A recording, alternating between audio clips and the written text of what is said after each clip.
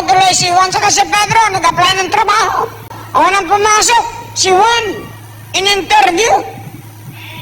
Sabi ng interviewer, sino ang presidente natin ngayon? Sabi niya, Rodrigo Roa Duterte. Tama.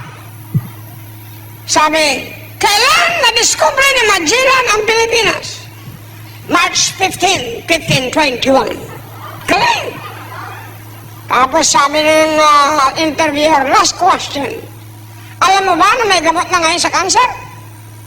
Sabi ni Juan, dati pa po. Alam niya na. Okay, lumabas ka. Papasukin mo yung sunod.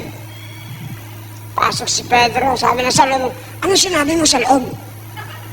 Basta't ang sagot mo, Rodrigo Duterte, March 15, 1521, saka dati pa po. Basta't ano yung sagot mo? Baik, pagpasok sabi ng interview kay Pedro, anong pangalan mo? Rodrigo Duterte.